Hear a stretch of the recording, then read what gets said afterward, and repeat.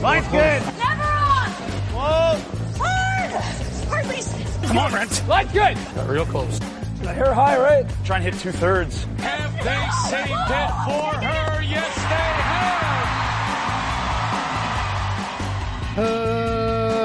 have. Welcome to Game of Stones, everybody. I am Sean Graham Scott, alongside, as always. Hello, Scott. Sean, hey, I'm here.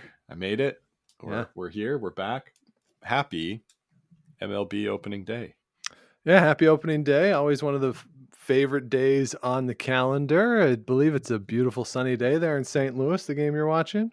That's true. That's true. I've just caught up on the delay, and they told me games were going to be a lot quicker this year, Sean. It's the second inning, and we're an hour and 15 minutes into it.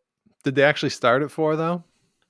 No, they started at quarter after, so they're an hour into it in 2 innings. Yes, but part of that is some woodwork being laid, I believe, through the course of the game to this point.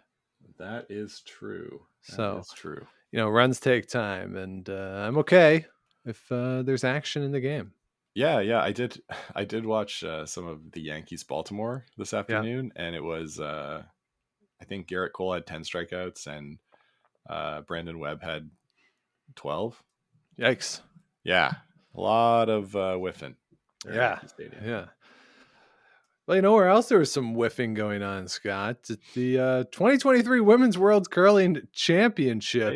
We saw perhaps more misses than we're used to at Women's World Curling Championships. But let's start with the team that did not miss really much at all. The Swiss team, Silvana Tirinzoni, Alina Pats win their 4th consecutive Women's World Curling Championship. Of course, the front end did change over in the offseason, so a first win there for the front end. But Scott, we are in an era of dynasties when we look around the world. Now, it's not uncommon for some of the European countries to have the same team win a national championship over and over and over again. That happens a lot.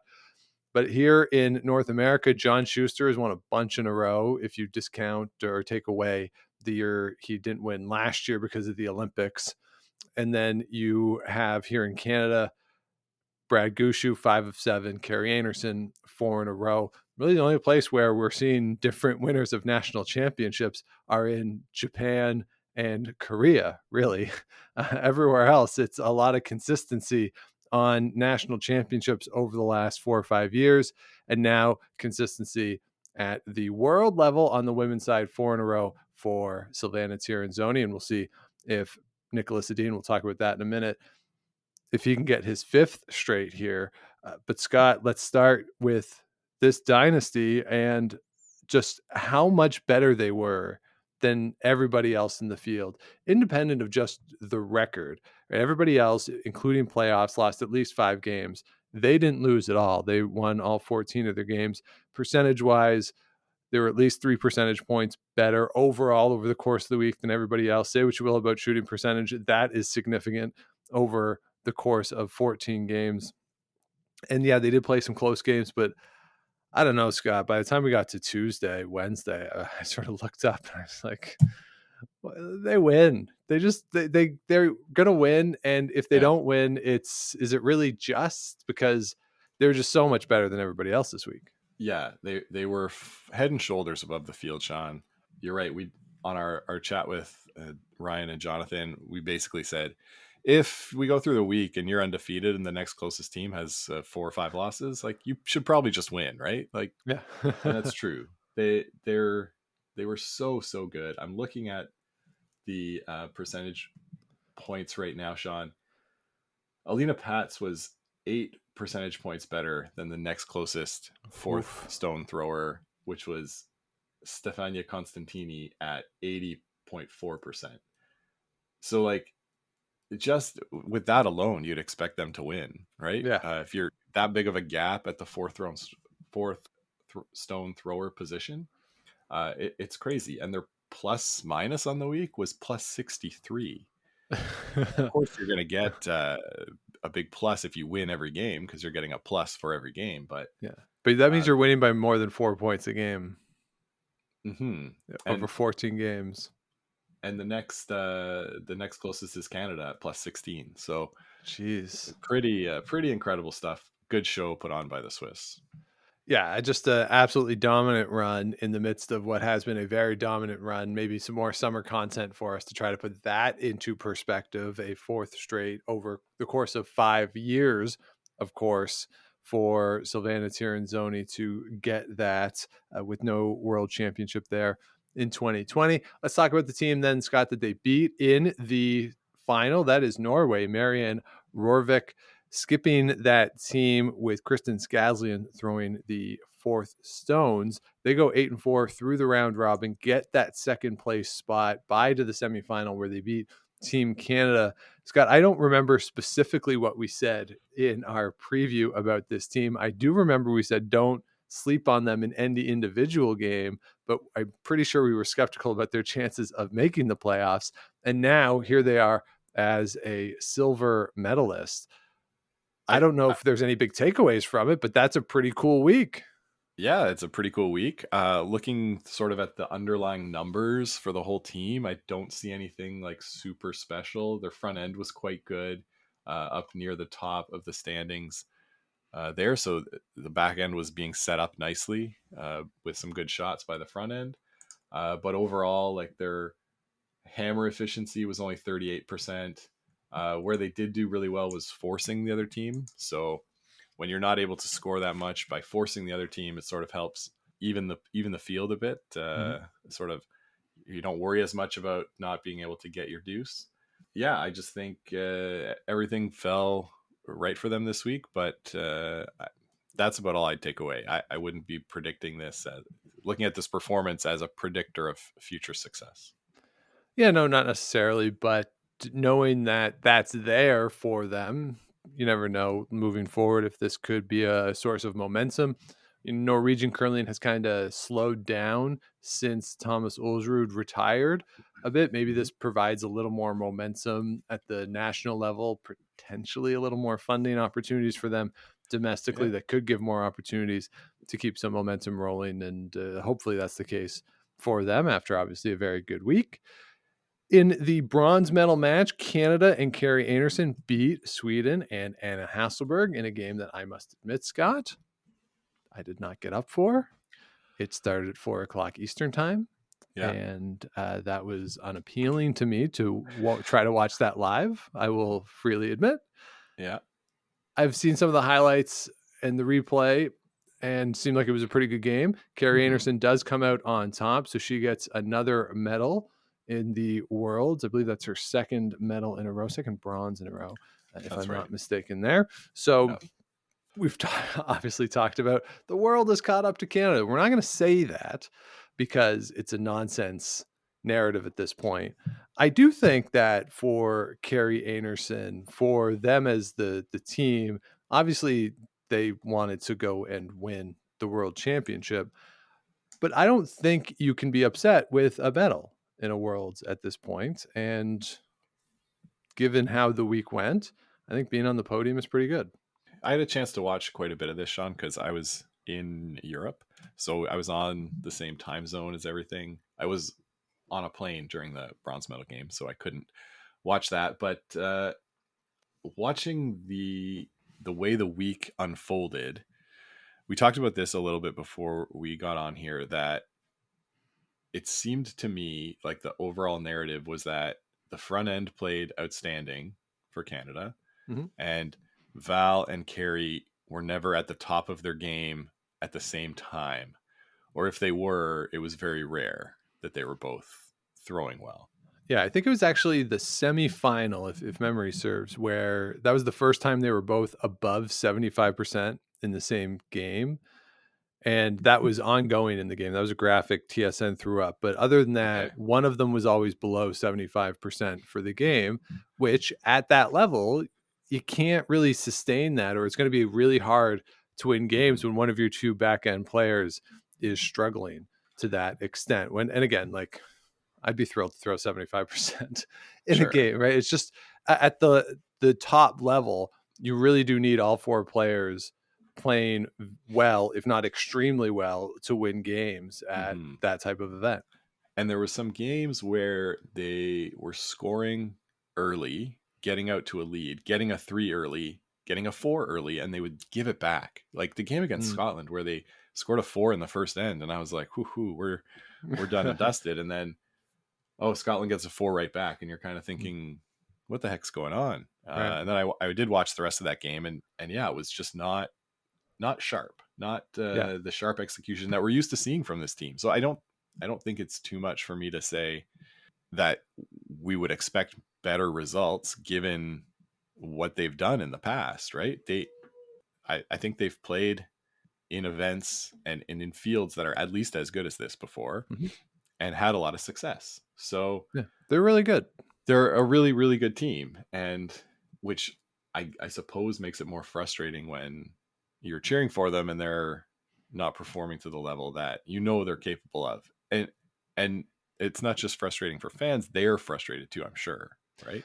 Yeah, I think you could see it sometimes where Joe and Courtney said this during the Scotties, that when Carrie and Val are joking around after shots and laughing and having a good time, that's when they're really dialed in. And you didn't see as much of that. And you could tell that they weren't dialed in because of the discussions they were having about seeming struggles as to where to put the broom, questions about weight, the changing of the weight. The front end was struggling with that at times too, calling out things like T-line, and then it got into the slide path quicker than they thought, and so it comes up short.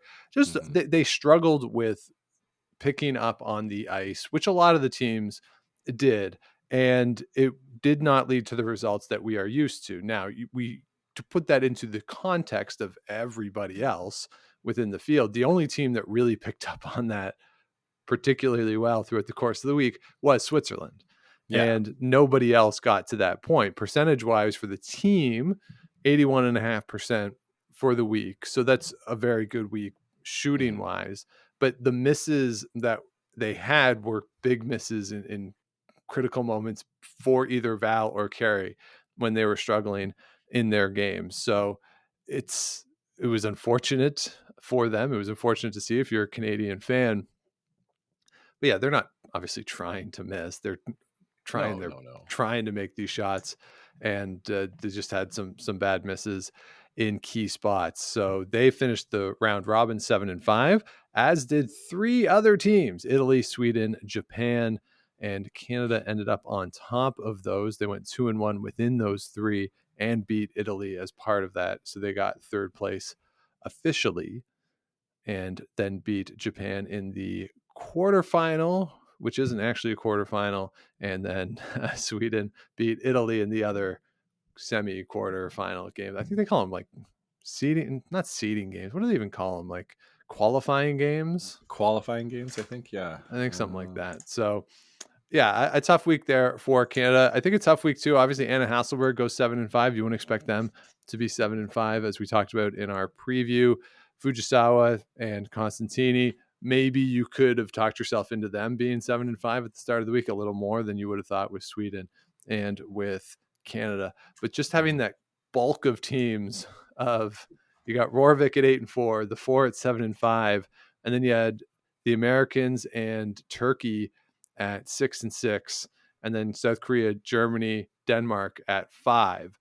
So of the 13 teams, 10 of them, Scott, were within 5 and 8 wins. So it really was jumbled up there. The only outliers were New Zealand at the bottom. Unfortunately, they don't get a win for them. And then Sweden at the top. And everyone kind of just beat up each other. Everyone got one win, everyone got one loss with the extremes. Yeah. And then it was just beat up on each other for a week. Yeah, there was quite a bit of parity this week in that middle class.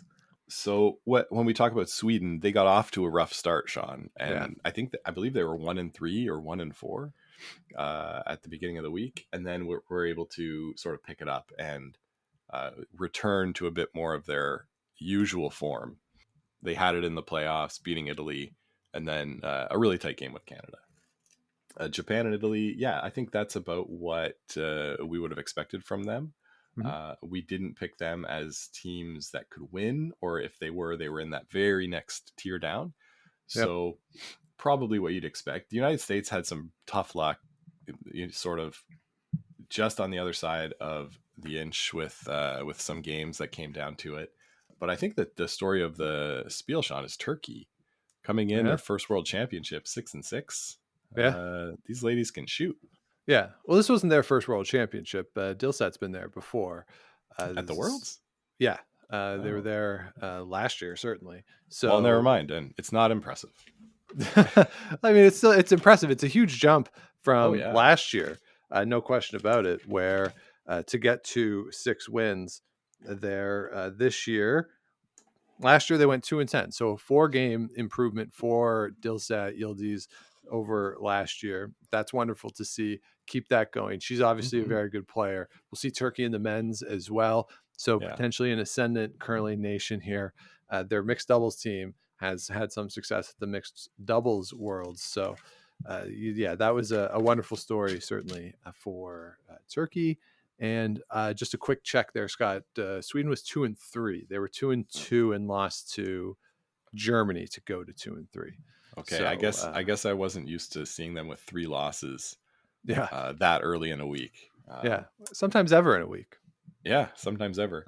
One thing, Sean, we should fact check from our preview episode was that the Scottish women last year were shut out, and that's because they got COVID and had to go home. We didn't remember that. We didn't forget. So we were like, oh, well, they can't do that badly, right? But no, it was because they got COVID. So this year, maybe a bit of a rough go, 3-9.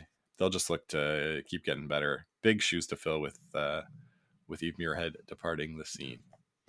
Yeah, and again, Jonathan is very optimistic about their chances moving forward. So, Scott, let's talk about real quick one of the narratives that came out of the week, and a narrative that I was exhausted by I don't know, Saturday. What time did the game start? Eastern time. It started at like 10 Eastern, 9 Eastern. So I was exhausted by it by about 9:45 Eastern time on Saturday. The ice. Yeah. And I will preface what I'm going to say that I have not heard any of the Canadian players complain about the ice. None of the 4 principal players complained. I didn't hear anything from Reed Carruthers, Renee Sonnenberg, whoever else was over there with them.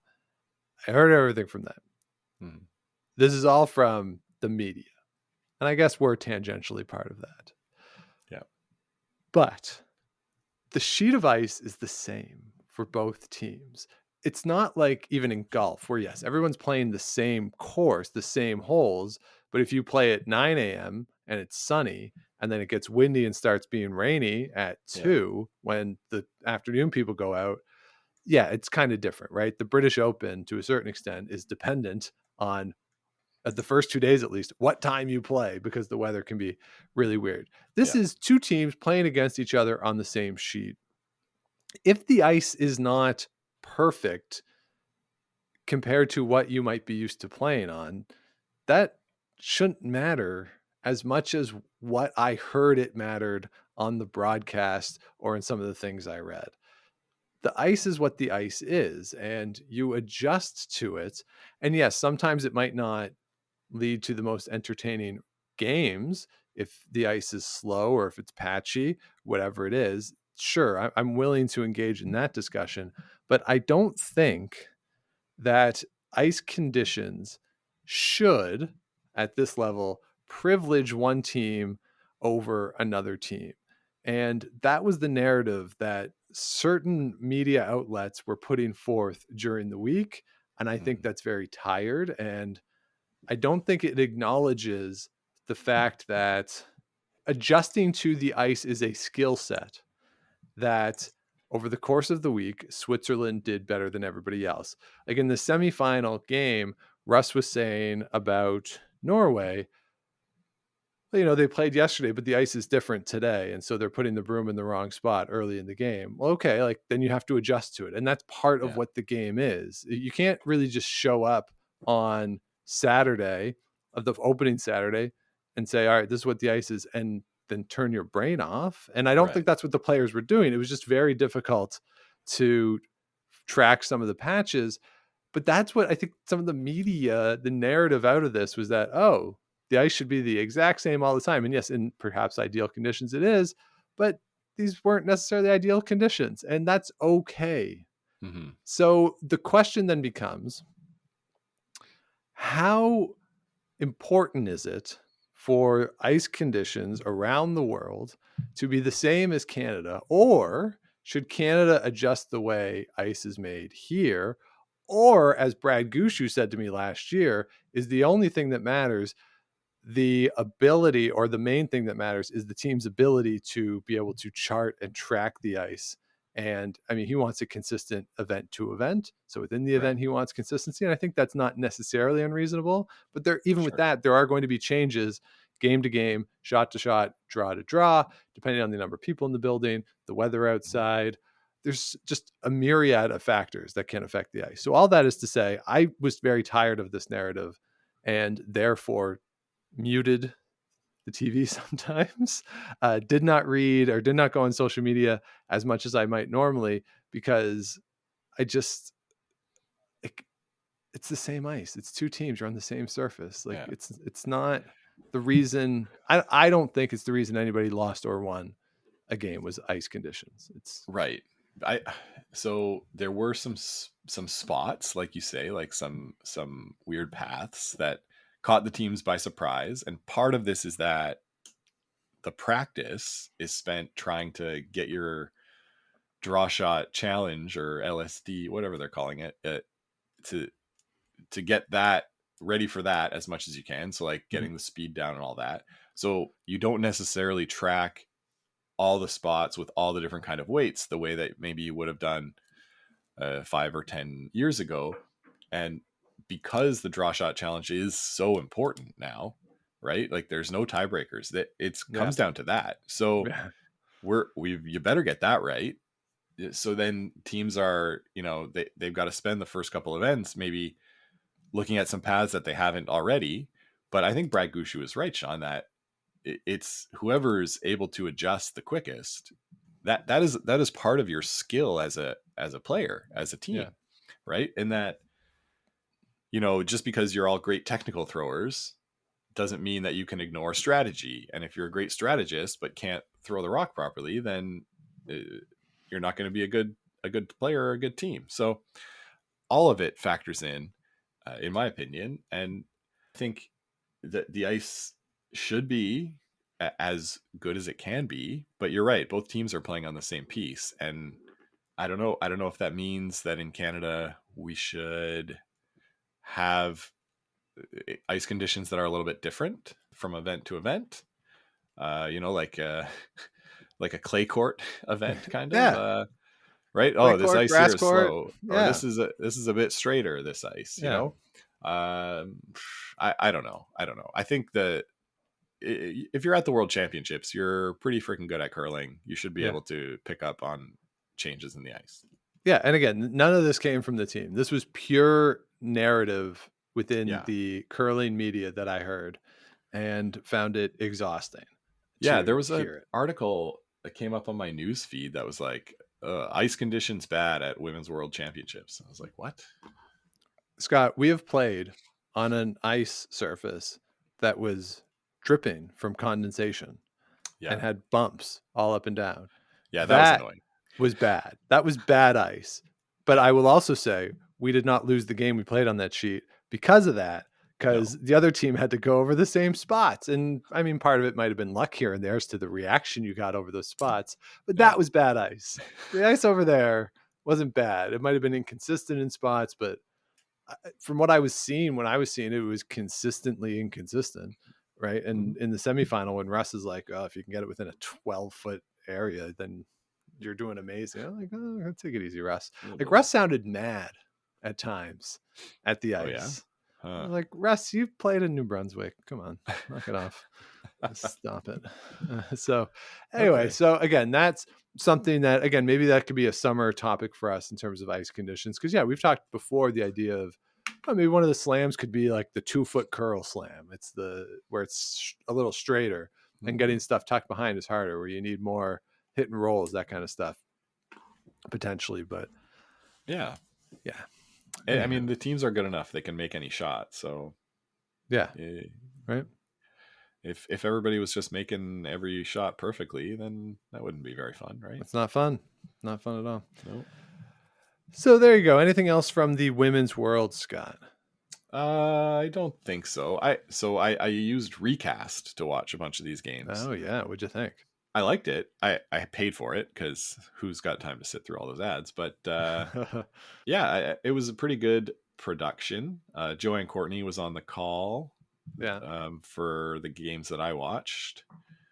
Anyway, so it was a good production, well put together by the WCF, and no ads. So at least when I'm paying, there's no ads. That's good. Yeah, good. So yeah, overall the experience wasn't that terrible. Okay, hot mic in between ends. They would have hot mics, yeah, in between ends, and they would show them like talking to the coach.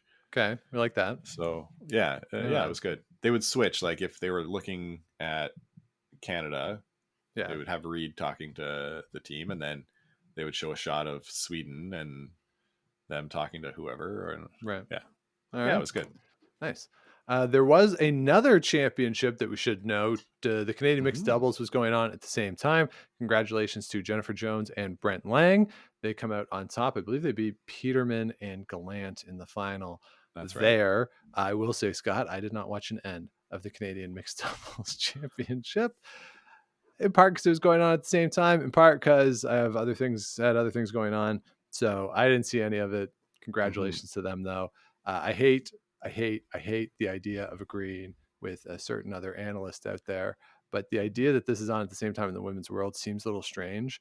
Yeah. What's worse is that the Canadian juniors are going on right now and are just completely overshadowed by the various world championships. Like put the Canadian juniors back into that late December, early January slot, please. That is a much better spot for them. David Murdoch, forget about the men's and women's teams. Let's do juniors first and put them back in the slot where they belong. Those two events seem to be lost. And the world mixed doubles at the end of April into May. Yeah. Were the Canadian mixed doubles on TV here? They were streamed on Curling Canada Plus. That's it? Yeah, I don't think anyone had the rights to that. Wow. That's too bad. Yeah, I think that might have contributed to why I didn't watch as well. Yeah, maybe, Sean, we should create a streaming platform and pay for the rights to it. I don't know. Yeah. Like having it on CBC when it was on the web was, at least it was on CBC, and okay, that's something. Yeah, I'd be curious to see what the numbers were for it. And they're not going to release those numbers. No, they won't. And I'm super curious to see what the numbers for the juniors are this week. Yeah, that's right. Well, Scott, let's turn our attention then to an event that is coming to our neck of the woods here in the nation's capital. Yes, the Men's World Curling Championship. The event was supposed to be here in 2021. Of course, it went to the bubble, but it is now here 2 years later, 2023. It'll be held at TD Place, the arena at TD Place. So if you have ever watched an Ottawa Red Blacks game, on the opposite side from the cameras, the stands that you're seeing, underneath those stands is an arena where this week the World Curling Championship is going to be taking place. As with the women, 13 teams in the fields, top 6 making the playoffs, with the top 2 getting a bye into the semifinals.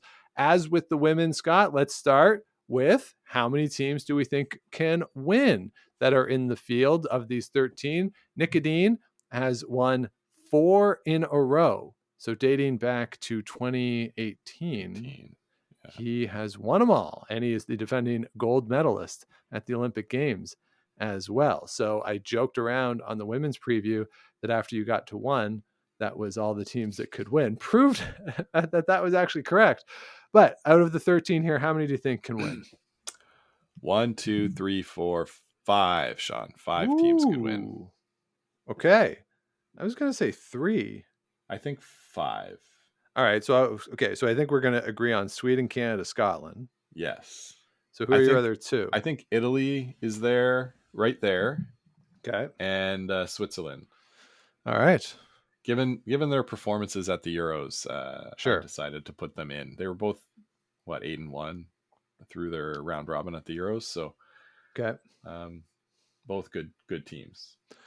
All right. Well, Scott, like with the women's, I have power ranked the teams that I think can win. Perhaps you just named all of the top teams in my power rankings. So let's start with the 4-time defending world champion Nicholas Edin and Sweden. They went 9-2 through the round robin last year.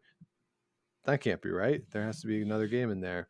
Maybe 9-3, maybe 10-2. Let me I look. don't know. I've got it here. It's live fact checked me there, Scott. What was their record through the round robin? 9-3. 9-3. There you go. Nick Edin has won 6 world championships as a skip in total on the season, 67-14. They came 4th at the European Championship. They did win the Tour Challenge. That, of course, was without Nick Edin, who injured himself before the semifinal of that game.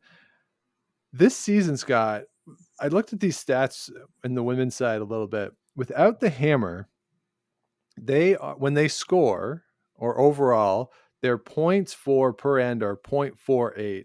Points against per end, 0.88. The difference is 0.4. So when they score versus don't score, when they don't have the hammer, the difference is less than half of a point on average. That's pretty good.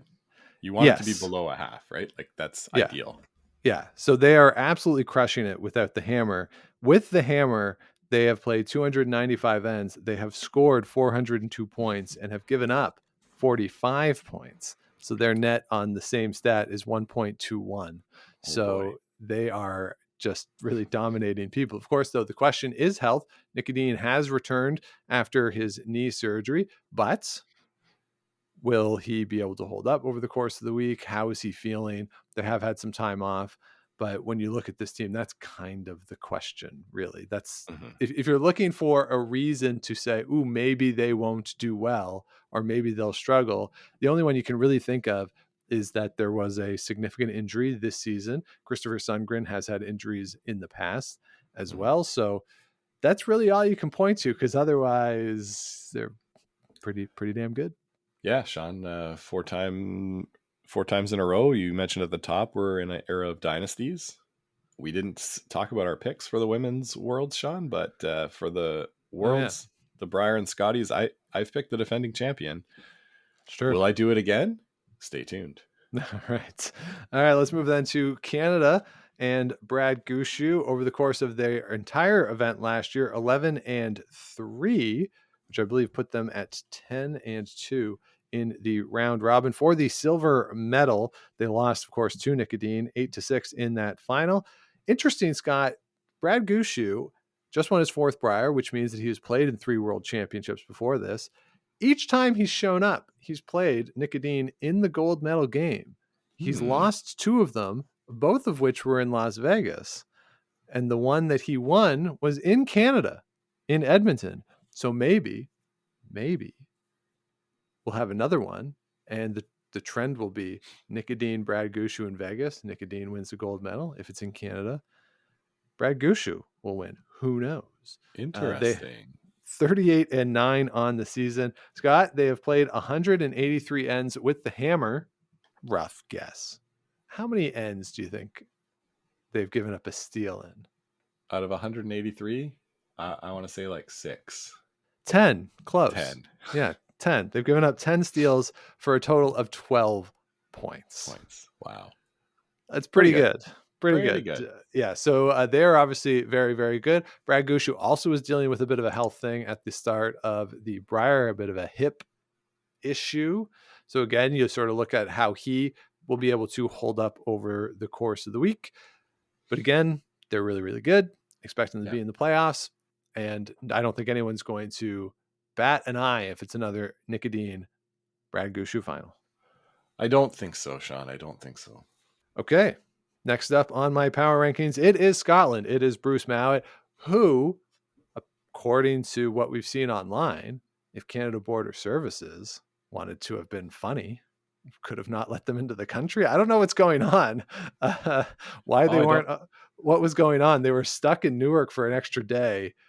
Oh dear. And they just said something passport. I don't think it was purely flight, something to do with the passport visa. I don't know what was going on. So if you had a curling fan at the Canadian Border Services, could have just said, ooh, Oh, maybe. Oh no, sorry, this comma's in the wrong place, sir. Come on in. But they did make it successfully into Canada a day late, and I have it on authority that they were at the Ottawa Curling Club today, getting in another practice session before Ooh. things kick off tomorrow. They did not play last year in the World Championship after competing in the Olympics and winning the silver medal. They did win the silver in 2021 in the bubble. And Scott, this year they won the European Championship.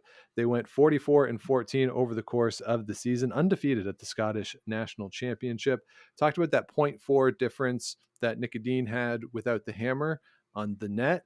For them, it's 0.54. So not quite as good, but still pretty good for them on that statistic. Another in team with an injury this season, Bobby Lamy, had the hand issue, seems to be fully recovered. But when we look at certainly these three teams, it really is going to come down to the small things. I've talked about that end in the 2021 final a lot. A little roll by an extra few inches. Saw it in the Brier. We saw it. We didn't really talk about the semifinal that Carrie Anderson played, where they gave up the big end to Norway. I believe that was the 9th, and that was a less than 6 inches thing. Like between these three teams, you're talking about millimeters on hits and centimeters on draws, and that's going to be the difference. Yeah, absolutely. These are the top three are they're definitely the class of the field, and the winner in all likelihood will come from one of these three teams. All right, well then let's move on to a team that you put in your group that can win. That is Switzerland and Yannick Schwaller. Different lineup, of course, with Benoit Schwartz here throwing the 4 stones. But Yannick Schwaller did make his debut at the World Championship as a skip last year. They went 6-7 overall. Schwaller is the 2014 World Junior Champ. He was throwing the 4 stones then as well. A debut on this team, Pablo Lachey, is making his World Championship debut. They did win 2 events this season in September, one in Saskatchewan, one in Alberta. They did lose that Euro final to Bruce Mouat and the Scottish team. They've played in 4 slams. They have not won a playoff game in any of the slams this year and only made the playoffs in one of them. So it's not been the greatest tour season for them. They have a really interesting schedule too, I think, Scott. They play Brad Gushu in the first game. They play Nicodine in the last game, and they play Bruce Mouat smack in the middle in draw 11. Wow. So the games against the top 3 are spread out nicely for them. It could prevent them from going on like a real long win streak potentially, but they don't have kind of a gauntlet to run that some of the other teams do. So perhaps that's a good sign for them. And we talk about this all the time. When teams are still learning what's going on, maybe that's the time to play them. So opening up against Brad Gushu could be good. That building should be full-ish Saturday afternoon, though, and very partisan. Very partisan. I think you're right, Sean. We'll be there for some of it. And I think the way that Switzerland performed at the Euros gives me a little bit of hope for them. So I think they're one to watch. Definitely a playoff contender and could sneak into that gold medal game. All right, well, let's move on to another team that you identified as one that could win, that being Italy. And Joel Ray Ternaz, 10-5 last year, winning the bronze medal. Also won the bronze medal this year at the European Championship, 61-19 on the season. They did win the Masters Grand Slam, beat Bruce Mouat in the final there. They do start with Bruce Mouat and then Brad Gushu, both on Saturday. Welcome to the Worlds, guys. So the question here is, can they maintain that momentum with the Grand Slam on the season? The program is in an ascendancy looking ahead to 2026. Can they keep it going? They've had really good results on the international stage. Obviously looking for another one here. Do you think they can do it, Scott? I think they can, Sean. They have a tough gauntlet right out of the gate, as you mentioned. But when they're feeling it, and when like Joel is feeling his draw weight, they can beat any team in this field. So that's the reason I included them in my teams that could win. And that game Saturday night will be a lot of fun to watch. Yeah, I think one of the things too is what's the expectation externally for them? I think we know what the expectation internally for the 4 of them is. And looking forward to dreading the think pieces if they win of where did this come from? And we're like, well, pay attention. It's been bubbling for a while. Sean, did you know that Joel Returnes beat Brad Gushu in 2006 at the Really? Olympics? Really? Yeah. I wonder if they ever mentioned that. I wonder if that'll come up on the broadcast. Yeah. All right, let's move on to the team I have 6th in my power rankings. That is John Schuster and the Americans. He did not play last year after the Olympics. They went 10-4 overall in 2021. 2016, bronze medalist at the Worlds. 40-15 on the season. Won that event in Penticton that had a really good field. Beat Matt Dunstone in the final there. They have a gauntlet of sorts in draws 13, 14, and 16. So that's Wednesday afternoon, evening, and then Thursday afternoon, where they go Italy, Canada, Sweden. So that's a bit of a slog there through the middle. They have Nicodine in draw 3 on Sunday morning. Overall, Scott, on the season, they are +3 in their point differential. Not too many results on tour that are going to stand out, but played really well at the American Nationals. And a team that, I mean, they've won an Olympic gold medal, or John Schuster, 3 of them have won an Olympic gold medal. So obviously they can compete. It's just a question, as it always is, I think, with John Schuster is, does he have the draws? And he's a guy who can hit. They can all hit up and down that lineup. Even I think Lance Snyder could or can. But it's just a question of, does Schuster have the touch on the back end? And when he does, that's when he's really good, which is true for all skips. But it feels like Schuster, it's more variable sometimes with him than with some of the other players. Yeah, and you're right, Sean. If he's feeling it, they can beat anyone. So I think you've got them in the right spot here. They're a good team, but like you say, maybe haven't played as much this year. So we don't have as much of a baseline to go on, right, for how we think they're going to play. All right, let's move on to Team Japan and a rookie skip in Riku Yanagisawa. Scott, he is 21 years old, making his world championship debut. His back-end partner is Shiyoshi Yamaguchi. He's making his 3rd appearance. He was the 3rd for Yusuke Murazumi. So he's been there before. He's 38. So you got the experience and the young guy at the back end. You actually have that on the front end too, where Takuro Yamamoto is only 16. He's in high school, Scott. He had to get a note from his parents to get out of science class or gym class or whatever. Like, do you think, okay, so he's in high school, right? Do you think his gym teacher will give him credit for playing in a world championship for the 10 days or so that he's going to miss? Probably ought to, right? You should, right? Yeah. Like, I'm doing some physical activity. You can watch it on TV. Come on. Yeah. You should get an A. If you make a world championship when you're in high school, you automatically get an A in gym. That should be a global rule. We should just pass that. That makes a lot of sense, I'll say. Yeah. I think that would get through the United Nations Security Council. I think everyone would vote on that. Yeah, we're all good with that.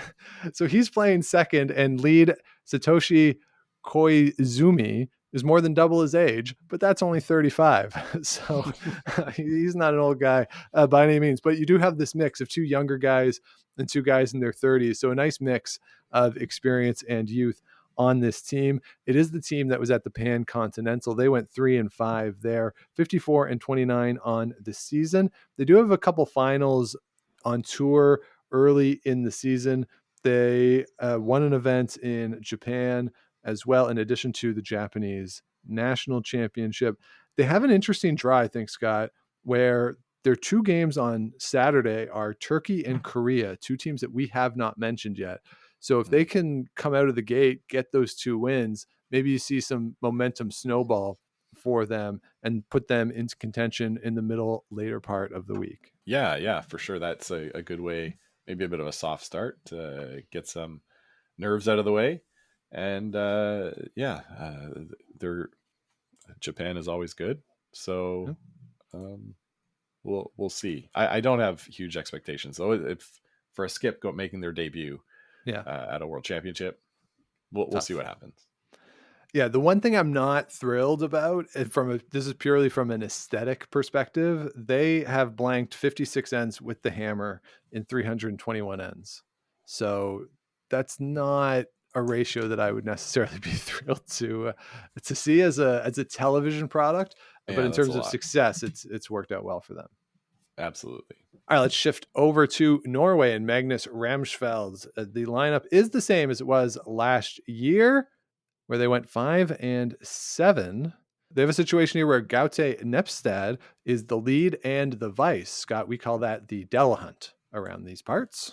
Yes, or the Kerry Galusha. Yeah, that's true. But I think Nancy Delahunt did it first. Okay. So she gets it. She's the pioneer.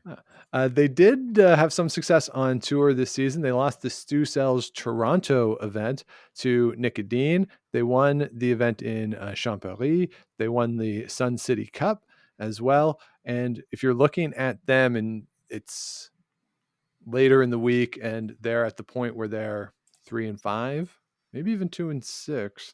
Not 2-5. Don't necessarily count them out here, Scott, if they are 2-5, because their last 5 are Germany, Japan, Scotland, the Czechs, and Turkey. So that's a lineup. Obviously, the Scots are in there, but they could go on a run. So if they're 3-4 or something, don't discount them too early. Their schedule is weighted in such a way that the biggest names are early for them. Yeah, and Magnus has been around for a while and knows these kind of events. So that experience might give them a bit of a leg up on some of the other teams. All right, Scott, let's move over to the Korean side, which maybe is a little low here on my power rankings because they are the Pan-Continental silver medalists, going 7-2 there, skipped by Jung Byung-jin with Lee Jung-jae, Kim Min-woo, and Kim Tai-hwan on the roster. 44-17 on the season. They have 122 points scored in 226 ends without the hammer. That's almost a half a point an end. It's pretty darn good. And Scott, they have 44 blanks. This is just a weird thing. This isn't anything other than a fun statistical thing. 44 blanks in 444 ends played. Wow. So just perfectly a bunch of 10%. Perfectly 10%. Huh. Not bad. So this is a team, Scott, when you look at some of their peripherals, it screams rocks in play, even with the 10% blank rate. But their peripherals show rocks, like aggressive, big ends, lots of rocks in play. It seems like that's what they're going for, and that should be fun to see over the course of the week. Yeah, that's something to look forward to for sure. Getting a lot of rocks in play, having some fun, and like you said, Sean, they had some results there in the fall in Calgary. So who knows? Well, let's talk about another team that who knows, see if they can continue their rise and improvement for Sixten Totzig last year from Germany, 6-6. Couple changes to the team. Claudius Harsch is in at third, and Magnus Suter is there as the second. And Suter was recently at the World Juniors, winning a silver medal as the lead last year in 2022. So still a very young team here. Dominic Grendel, the lead, is the same. This team went 3-6 at the Euros. They've missed the playoffs at the big events that they've played in so far this season. They do have an opening schedule of Sweden, Switzerland, the Czechs, Scotland, Italy. So welcome to the show, fellas. Enjoy your weekend in Ottawa. It's going to be tough for them, particularly if they get off to a tough start. But 6-6 last year was better than Totzig did in the bubble. So obviously for him, he'd be looking to improve again. I think he could in this field, but where's your mind at with this team? I think they could. Yeah. Mark Moskatowicz is their alternate this year. He's played third with him before, but it seems to be the rest of the junior team is catching up to Totzig. I think that they're technically very good at throwing. I don't think they'll have any issues there. It'll come down to execution at the right times. But yeah, this is a team that can sneak up and steal a game. I believe last year they might have beat Nicholas Edin. But possible. I mean, you win 6 games, you're going to beat somebody good. Yeah, exactly. So let me look here. Germany They beat Switzerland was the team that they beat. Okay. That was pretty impressive. 10-3. Wow, really beat them. Yeah. All right, let's move over to the Czechs and Lukas Klima. He went 5-7 last season. Scott, I did not know this, but Lukas Klima is a lawyer. Wow. Okay. Yeah. So don't have any rules violations when you play against him. They went 3-6 at the Euros. They won the Prague Classic this year. That's a pretty good event for them. They do have Craig Saville with them, as they did last year. And this team is really building towards an Olympic qualification. That's the goal for them. When I talked with Saville last year out in Vegas, he talked about how they were disappointed that they did not qualify last year for the Olympics in Beijing, and that they were refocused and trying to set their sights on 2026. They're putting a lot of time, a lot of effort into it. So obviously they want to win games. 5-7 last year is nothing to sneeze at, but this is part of the larger process for them leading into, for them, hopefully qualifying for 2026. Yeah, you're right. I remember your talk with Craig there that they were pretty disappointed to not qualify and get in. We saw Denmark nab that last spot in the Olympics, but this is a pretty solid team. You're right. I think they should be trying to just get a little bit better than last year and another step on the road towards that goal. I believe Sean, were also training at the Ottawa Curling Club this week. They were there this week. They were also at the Rideau Curling Club as well. So getting their reps in all across the city. Great. Good stuff. Yeah. Also, I know the Americans were there. The Swiss were there. I've seen photographic evidence of these things. Wow. From people who play in the day league, which is weird. Like if you're going to a world championship and you show up and you're throwing, and you know, I love John Orr, but John Orr is throwing next to you. You're like, really? You know, is this really the best place for me to train? I don't know. Well, you know, got to maximize that revenue. All right, we got two teams left, so let's talk about a team making all debuts. Actually, I think both these teams, all debuts left on the table. So let's talk about Turkey and Gürkan Karagöz skipping this team. He has appeared at the Mixed Doubles World Championships twice with Dilsat Yildiz.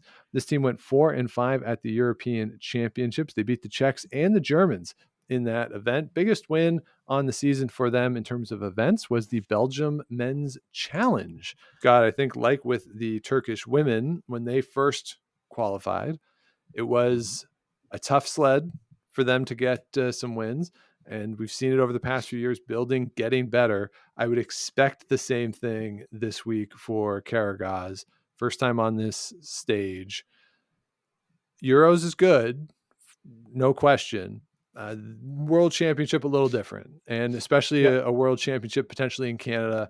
The Euros, again, it's great. Doesn't get the crowds that this will get, at least in games that Canada's playing. On draws where Canada's not there, plenty of seats will be available. So, you know, the environment will shift a little bit.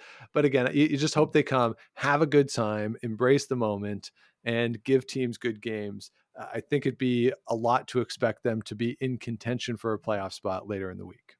Yeah, absolutely. That said, they did have good wins at the Euros over the Czechs and the Germans, who will both be at this event. Yeah. So I think that's kind of what they should hope for, 2-3 wins, get those under your belt, and give good games to everybody that you're playing. Just sort of stay in it and, like you say, improve, take the next steps towards improving. And the final team, another team making all debuts here, it is New Zealand. Anton Hood is your skip here, along with Ben Smith, Brett Sargon, and Hunter Walker. This team went 3-4 at the Pan Continental, which was enough to get that spot. Anton Hood has played in the Mixed Doubles World Championship 4-5 with Courtney Smith in 2021. And Hood, Smith, and Walker were all in the 2020 World Junior Curling Championship, going 3-6 with Matthew Nielsen. Also, we don't want to leave Ben Smith out. He was not on that team. He self-identifies as a rugby union fan, which Ryan from Rocks Across the Pond did not approve of So any support that Ryan, I think, was throwing towards this team might have just gone out the window with that rugby union fandom, Scott. Yeah, that's really too bad, Sean. Rugby union is the 15 players. Ryan likes the rugby league, which I think is 13. Okay. I like rugby union. I watched some of the Six Nations that was happening a while ago. Yeah, it was pretty good, pretty fun. I don't know. Is it slower? If you want to watch some fast rugby, watch Rugby Sevens. Those games are like 15 minutes. Yeah, you don't have time to pop the popcorn. Yeah, exactly. So maybe that's the best rugby. I don't know. But no, rugby union, it's pretty good. And from being from New Zealand, your rugby union team is pretty effing good. How about their curling prospects? Well, Sean, they're here because China didn't go to the World Qualifier or the event. Yeah. Pan-continental, right? That said, great story. Glad they made it. I hope they have a good time. Maybe we'll see them at the patch. Yeah, come have a good time, play games, get the experience, and yeah. I think they all live in New Zealand. Okay. Where a lot of, when it's Australia or New Zealand, there's Canadians that come, right. I live down there and now I'm going to play, or I was born there, moved to Canada, right? That kind of thing. But no, these guys all born and raised in New Zealand, so it's pretty cool. Yeah. So again, hopefully they have a good time and that they get some attention at home. Some sort of New Zealand press. I would be surprised if there is a New Zealander on the media bench, but some remote something. Hopefully they get some pub at home just to increase funding, to maybe sponsorship opportunities for them to keep the program going and growing through the course of or through the World Championship qualification. For sure. So, Scott, we've run through the 13 teams who are currently here in the nation's capital for the World Championship. Let's do it up. I think, did we not tie at the Women's Worlds? Because I had 4 playoff teams. I know you had the winner, but did you have a team that did not qualify for the playoffs? I don't remember. I took my little sheet, I wrote it on to work, and haven't been back in a while. So all right. So therefore, I am right, since you can't prove me wrong. I won, Sean. Okay, fine. If you say so, but you can't prove it. So let's go through. I think, went first on the women, so I'll go first this time. And obviously, I'm going to go with the 3 teams that I identified as the 3 teams that can win, of Scotland, Canada, and Sweden. And I agree that the Italians and the Swiss should make the playoffs here. So I'm going to go beyond that and try to pick the other playoff team, because that's only 5, those top 5. Okay. So to try to make it maybe a little more interesting for me over the course of the week is who's going to get that 6th spot, assuming that those 5 do get spots, and give me a jump up for Sixten Totzig in Germany. So they'll be my 4th team, and I'm going to go with Canada winning and Brad Gushue as a repeat of what happened in Edmonton in 2019, I think. 19, yeah. So that's what I'm going to go with. So, Gushue over Adine in the final. Scott, who you got? Well, I'll take the same 5 as you, or the 4 plus, or the 3 plus the 2. And my last playoff team will be USA. Okay. And why break the streak now? I'm picking Sweden. Pick the winners. Champs. Pick the winners. I part of me wants to pick Scotland, but whatever. Yeah, ultimately it doesn't matter who they're just picks. They're just picks.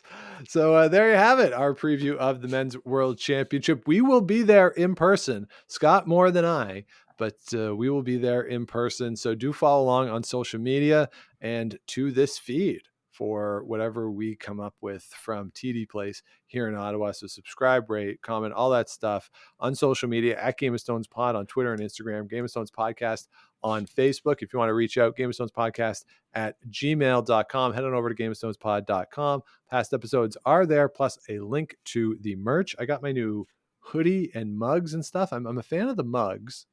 Good. I like the hat. The hoodie, I've only worn it the once, haven't broken it in yet. I'm not as sold on it, to be honest, but the mugs and hat I'm really pleased with. So I did change the hoodie based on some feedback. So okay, good. I'll try to order a sample. Okay. To make sure that it's better quality. All right. So you can head over. That's under the merch tab. And we'll be back next week or at some point, whenever, with new episodes and stuff from here in Ottawa. Whenever it is, we're back. I'm gone. So yeah. And Sean, if anybody sees us around TD Place, come say hi. Yeah, we're around. Well, you're around. I'll be there for a minute. I'll be around. Probably not every day, but I'll be around. There you go. So yeah, reach out, say hello if you're in town. We got recommendations too if you need places to eat and drink in and around the Lansdowne Park area. One thing we did miss, Scott, that we're not going to talk about now in any detail. There have been some lineup changes over the course of the past few weeks. This is, I think, an end of the season stuff, at least for me. It's been fun to see some of the changes being announced, but there have been some lineup changes. We'll get to that later on in the season when we can sort of fully digest all of the announcements that have been made. So we'll do that. But perhaps more importantly, and the thing that really is on the top of mind, I think, of all curling fans, our season ended. We're done. That's right. We're done. We have totally finished. I haven't done the stats for us yet. I will do that at some point, and I will put that in with the stats for my men's team as well. But another season in the books. Another season in the books, Sean. I think we went 13-7 in total on the year. Okay. We lost 4 of the last 5, so it sort of takes a bit of a shine off of it. But really good game Monday night. It was very close. I just popped my last one a little bit. It tried to get back. It almost did. To be honest, it almost worked. It was almost left enough room that they were just able to move it out of the way and score 2. So too bad, but good game. We made it all the way from D to A. We'll start next year in B. So all in all, successful season. Yeah, it was a good run for sure. And now for us, it's the summer, and we're almost at the summer for the elite level as well. World Championship, and then 2 slams, mixed doubles worlds.